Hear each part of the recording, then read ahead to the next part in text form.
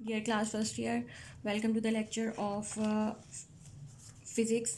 अच्छा, हम लोगों ने कल प्रोजेक्टाइल मोशन स्टार्ट किया हुआ था। सेकंड पार्ट भी हमने इसका कंप्लीट कर लिया हुआ है और आज हम इसकी एक छोटी सी एप्लीकेशन पढ़ेंगे और उसके बाद आगे चलेंगे। एप्लीकेशन, अगर इसकी एप्लीकेशंस की बात करें प्रोजेक्टाइल मोशन की, तो हमें रूटीन लाइफ में जहाँ पर भी कुछ इस किस्म की डी शेप मोशंस नज़र आती हैं तो समझें कि वो प्रोजेक्टाइल की तरह ही थ्रो किए जाते हैं और प्रोजेक्टाइल मोशन की प्रॉपर्टीज़ को फॉलो करते हैं। अच्छा, इसमें यहाँ आपकी बुक में जो एग्जांपल स्पेसिफिकली लिखी हुई है वो बैलिस्टिक मिसाइल्स की है। अब इनको समझने से पहले आपको पता होना चाहिए कि बैलिस्टिक क्या होता है, बैलिस्टिक मिसाइल्स क्या होते हैं और कहाँ पे इस्तेमाल होते हैं। अच्छा, एक बैलिस्टिक फ़्लाइट एक ऐसी फ़्लाइट होती है जिसमें एक प्रोजेक्टाइल को इनिशियली आप थ्रो करते हैं, फोर्स लगाते हैं, एक पुश लगाते हैं इनिशियली, और तब आप उसको अलाउड टू मूव फ्रीली छोड़ देते हैं।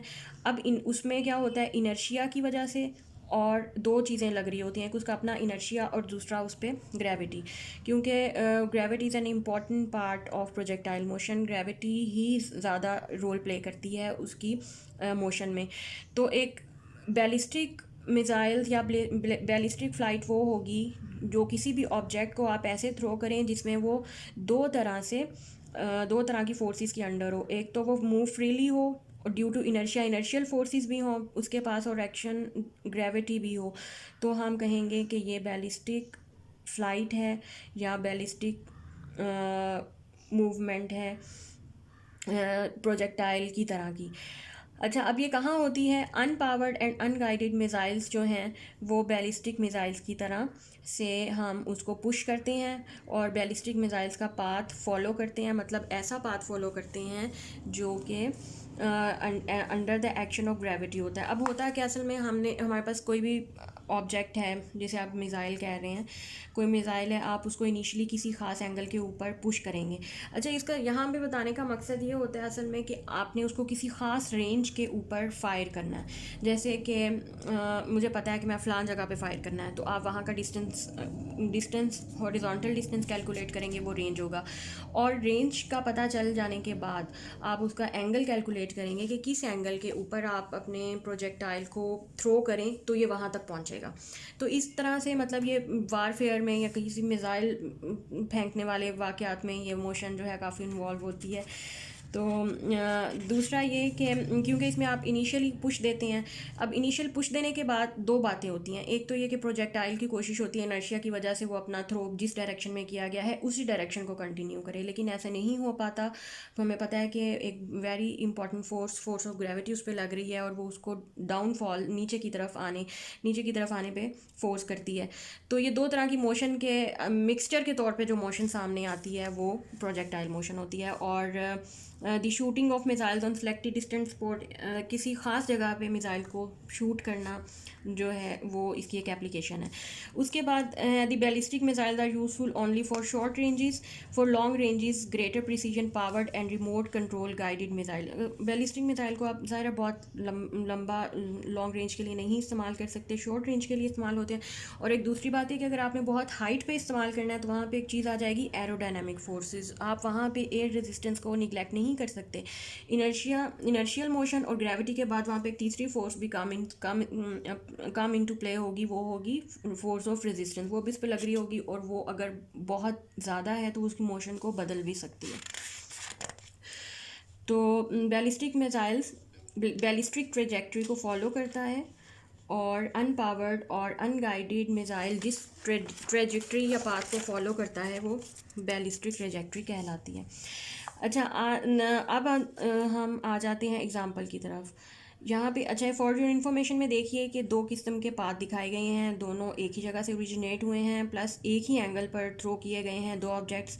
आप देखेंगे आइडियली अगर कोई एरोडायनामिक फोर्स ना हो, फोर्स ऑफ फ्रिक्शन ना हो, तो आइडियली एक ये ब्लू कलर का आपको कर्व नज़र आ रही है, आइडियल पाथ किसी प्रोजेक्टाइल का ब्लू कलर वाला होगा। लेकिन ऐसा नहीं हो पाता। हमें पता है कि force of friction every time present होती हैं।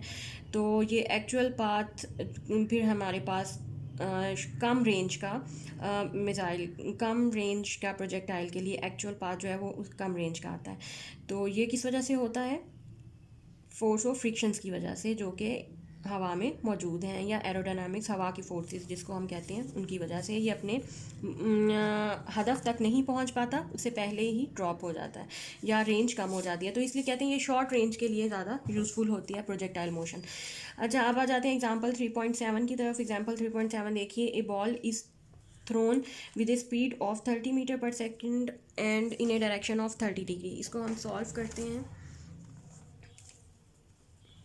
एग्जाम्पल 3.7 में ball is thrown with a speed of 30 metre per second.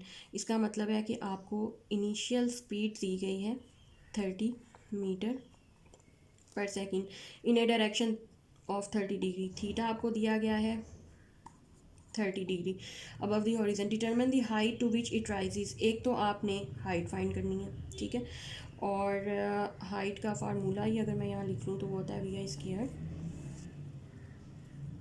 Sign square theta divided by 2g।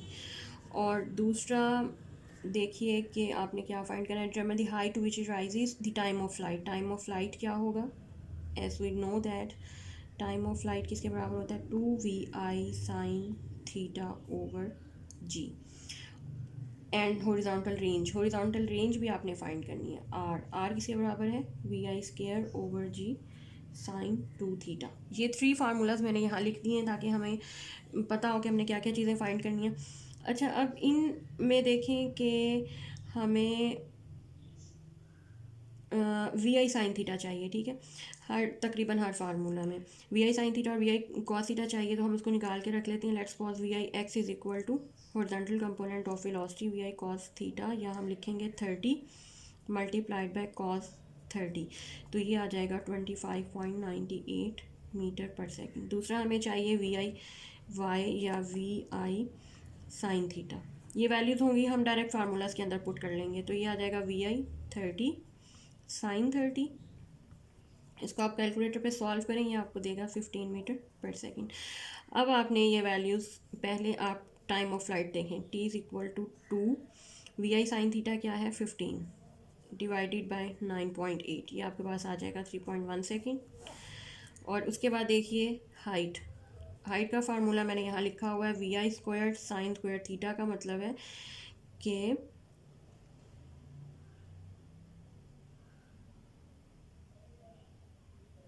We I square का मतलब है कि हम इसको करेंगे 30 का स्क्वायर, और साइन स्क्वायर थीटा का मतलब है साइन 30 इसका स्क्वायर, ये हो जाएगा, और डिवाइडेड बाय 2 मल्टीप्लाई बाय 9.8। इसको आप जब डायरेक्ट कैलकुलेटर पे सॉल्व करेंगे ये आपको देगा 11.5 मीटर। और उसके बाद आपने रेंज कैलकुलेट करनी है। रेंज में हम इसको खोल के लिख लेते हैं वी आई स्क्वायर साइन 2 थीटा किसके बराबर होता है, 2 sine theta cos theta divided by g. अच्छा, हम आप इसको डायरेक्ट भी कर सकते थे साइन 2 थीटा, और ये डायरेक्ट भी हो सकता है, आप खोल के लिख लें, इस तरह भी हो सकता है और डायरेक्ट भी हो सकता है। वी आई स्क्वायर की वैल्यू पुट करें 30 स्क्वायर मल्टीप्लाइड बाय साइन 2 30, मैंने इसी फार्मूला वैल्यू पुट की है, डिवाइडेड बाय 9.8। इसको आप डायरेक्टली सॉल्व कर लें, आपको आंसर बिल्कुल डायरेक्ट देगा 80 मीटर कैलकुलेटर के ऊपर, ठीक है। अच्छा, इसके बाद आप ने आ जाना है एक्सरसाइज की तरफ। एक्सरसाइज के क्वेश्चंस आपके सिर्फ 3 शामिल हैं सिलेबस में, जिसमें से 3.10 है जो कि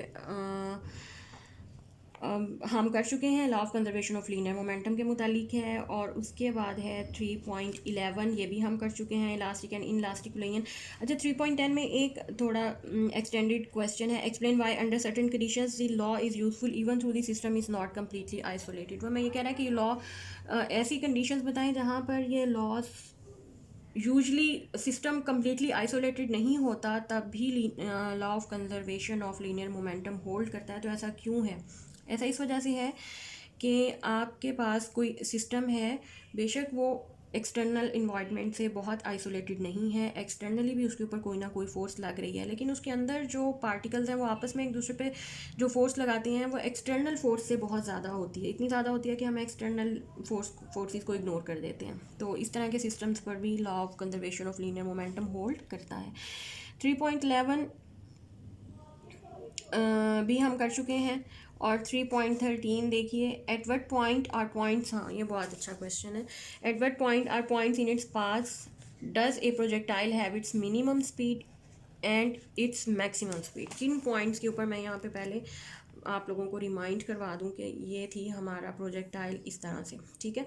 अब इस पे जो इम्पॉर्टेंट पॉइंट्स हैं, एक तो इसकी जो मैक्सिमम हाइट है, ये इंपॉर्टेंट पॉइंट है, क्योंकि यहाँ पे हमने पढ़ा था कि वर्टिकल वेलोसिटी यहाँ पे कुछ लम्हों के लिए ज़ीरो हो जाएगी, तो हम ये कहेंगे कि प्रोजेक्टाइल की वेलोसिटी कहाँ पे मिनिमम होगी, एट हाईएस्ट पॉइंट। अच्छा, अब एक होगी डायरेक्शन ऑफ थ्रो VI, और एक होगा जहाँ पे बिल्कुल just above touch the ground, क्योंकि ग्राउंड को जब टच कर लेगी फिर तो वो ग्राउंड के ऊपर आके बिल्कुल वेलोसिटी ज़ीरो हो जाएगी। Just above touch the ground VF final velocity. तो मैक्सिमम वेलोसिटी इनिशियल पॉइंट पे, जो पॉइंट ऑफ जहाँ पे आपने थ्रो किया है, और final velocity just above the to touch the ground. इन यहाँ पर वेलोसिटी मैक्सिमम होगी प्रोजेक्टाइल की, और मैक्सिमम हाइट पे ज़ीरो या मिनिमम होगी। क्वेश्चन आपसे यही पूछा गया था कि प्रोजेक्टाइल के किन किन पाथ के किन किन पॉइंट्स पे मैक्सिमम और मिनिमम वेलोसिटीज होती हैं, ठीक है। तो मैक्सिमम वेलोसिटीज़ कहाँ होती हैं, point of initial point of throw पे, और just before touch the ground वहाँ पर, और फाइनली और मैक्सिमम हाइट के ऊपर वेलोसिटी जो है वो ज़ीरो होती है। अच्छा, उसके बाद अब एक्सरसाइज की तरफ आ जाइए। एक्सरसाइज में आज हम कितने मिनट्स की वीडियो, 11 मिनट की, ठीक है। एक दो प्रॉब्लम्स कर लेते हैं। एक प्रॉब्लम यहाँ पे जो शामिल है 3.3 है। अब प्रॉब्लम 3.3 देखिए, आपके स्मार्ट सिलेबस में शामिल है।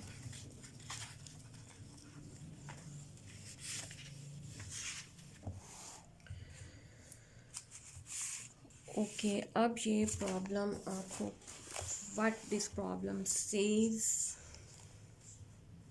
इज प्रॉब्लम 3.1 है।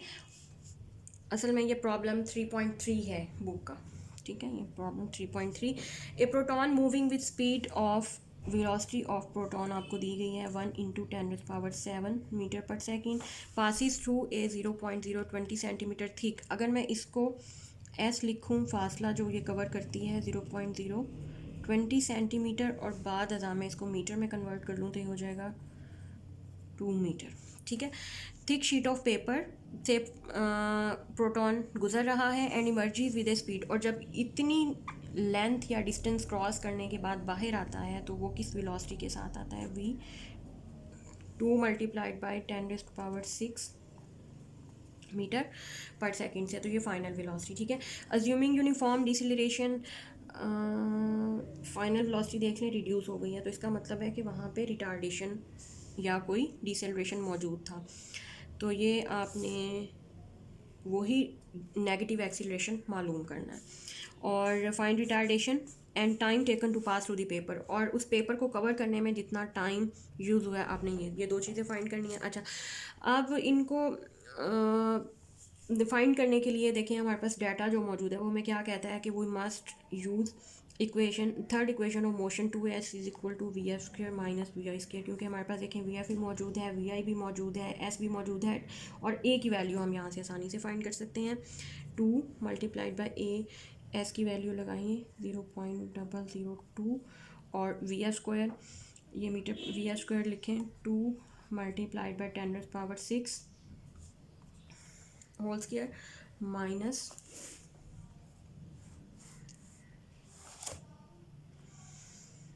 VI है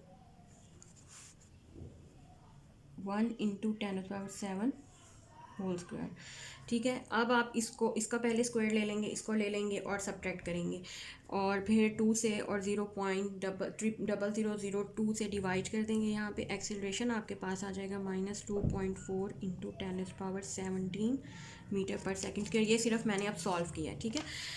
और अब रह गया हमारा टाइम कितना यूटिलाइज होगा इसमें। टाइम देखिए, to calculate time we have to use first equation of motion VF is equal to VI plus AT।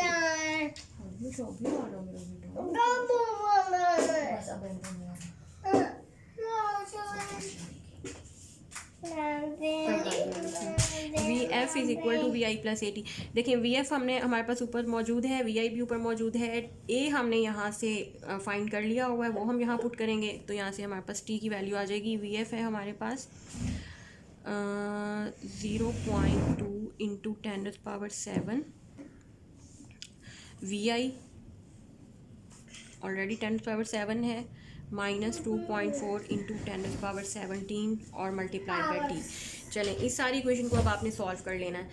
तो अब पहले आप क्या करेंगे कि ये 0.2 इंटू 10⁻⁷ और -10⁻⁷, ये इसको इधर ले जाएंगे, इस तरफ आपके पास बचेगा -2.4 इंटू 10⁻⁷ मल्टीप्लाइड बाई टी। तो इसको पहले आप सब्ट्रैक्ट कर लेंगे और फिर आप इससे डिवाइड कर देंगे, तो आपके पास आसानी से टाइम भी माइनस माइनस से भी कैंसिल आउट हो जाएगा और टाइम आपके पास आ जाएगा 3.33 इंटू 10⁻⁻11 सेकेंड्स। ठीक है, ये काफ़ी इंपॉर्टेंट सवाल है, आपने इसको अच्छे तरीके से करना है, मुझे पर्सनली भी पसंद है ये सवाल। ओके जी, एक सवाल और करवा दूँ? नहीं, एक और, सिर्फ एक छोटा है, एक करवा दूँ? चलें ठीक है, बस इतना सा हम देखेंगे आप। हाँ जी, आप देख, लेकिन खामोशी से देखना, आपने बोलना नहीं है। मैं सिर्फ एक और सवाल करूँगी, ठीक है? एक और सवाल में आप लोगों को 3.3 के बाद नेक्स्ट सवाल जो शामिल है वो है 3.6। अब आपने आपके सिलेबस में जो सवाल शामिल है दैट इज़ 3.6 और वो ये है, a boy places a fire cracker of negligible mass in an empty can. बेटे ये दरवाज़ा तो बंद कर देना, शोर आ रहा है। A boy places a fire cracker of negligible mass in an empty can of 40 gram mass. अच्छा, वो छोटा सा पटाखा जो होता है फायर क्रैकर, वो किसी ने वो रख दिया है, वो क्योंकि आपको पता है इतना छोटा होता है, नेग्लिजिबल मैस का होता है, और एम्प्टी कैन जिसका मैस 40 ग्राम है उसके अंदर वो प्लेस कर दिया है। He plugs the end with a wooden block of mass 200 gram. अब वो एक वुडन ब्लॉक जिसका मैस 200 ग्राम है, अब इसमें अगर for example mass of the can हम लें, मैस ऑफ द कैन, ये बहुत, इसको मैं m1 लिखती हूँ, ये स्मॉल मैस है 40 ग्राम, और इसको मैं किलोग्राम में कन्वर्ट करूँ 0.04 किलोग्राम और mass of the wooden block second mass होगा। और ये कौन सा केस है जिसमें एक स्मॉल मैस और एक ग्रेटर मैस इस्तेमाल हुआ था। Mess of the wooden block ये बहुत हैवी होगा और ये कितना है 200 ग्राम। 200 ग्राम है, इसको डिवाइड कर देंगे 1000 से, तो ये हो जाएगा 0.2 किलोग्राम। ठीक है, अच्छा, अब after igniting the fire cracker, पटाखे को जला दिया, he throws the can straight up, पटाखे को जला दिया और केन को ऊपर फेंका जिसके अंदर वो पटाखा था। It explodes at the top of its path, ऊपर जाके वो फट गया। If the block shoots out with a speed of 3 metre per second, अब शूटिंग के बाद ब्लॉक जो है वो किस स्पीड से मूव हो रहा है, 3 मीटर पर सेकेंड से, तो how fast will can be going, तो केन की वेलोसिटी क्या होगी। तो हम इसको लिख सकते हैं initial velocity of can V I, वो भी ज़ीरो है, v1, और initial velocity of wooden block v2, वो भी ज़ीरो है। Final velocity of the wooden block v1 prime,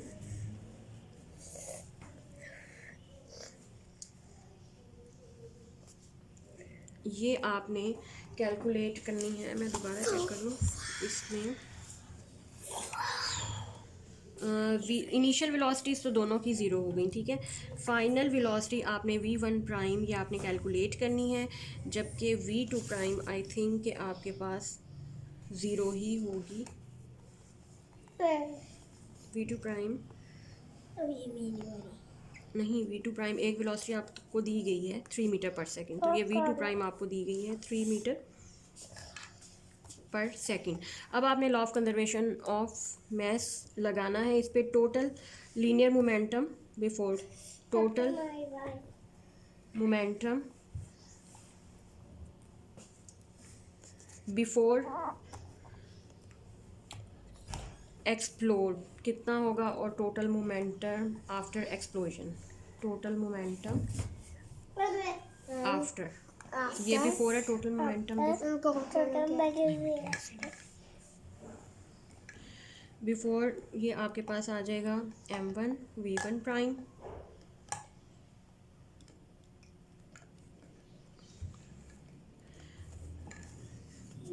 m1v1 plus m2v2 is equal to m1v1 prime plus m2v2 prime. अच्छा, अब इसमें देखें आपके ये v1 और v2 ज़ीरो हैं, तो ये टर्म तो ज़ीरो हो जाएगी, तो हमारे पास आ जाएगा।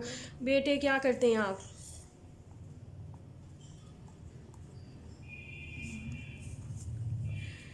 तो अब यहाँ से हमारे पास इसमें से हमने वैल्यू किसकी कैलकुलेट करनी है? v1 प्राइम की। तो m1 v1 प्राइम एक तरफ रखते हैं, माइनस m2v2 प्राइम दूसरी तरफ। v1 प्राइम का फार्मूला मेरे पास आ जाएगा, बेटे थोड़ा सा उधर होने दो, ये फिर कैमरा कैप्चर नहीं ना करता, बाहर हो जाता है। Minus m2v2 prime divided by m1। तो अब आप देखिए कि आपके पास ये फार्मूला आ गया, इसमें आपके पास तीनों चीज़ें मौजूद हैं। माइनस m2 क्या है? 0.2 multiplied by 3 metre per second divided by m1 के ऊपर आपके पास वैल्यू थी 0.04 किलोग्राम। और ये आप जब इसको सॉल्व करेंगे तो आपके पास आंसर आ जाएगा -15 मीटर पर सेकेंड। और ये आज का हमारा इतना ही।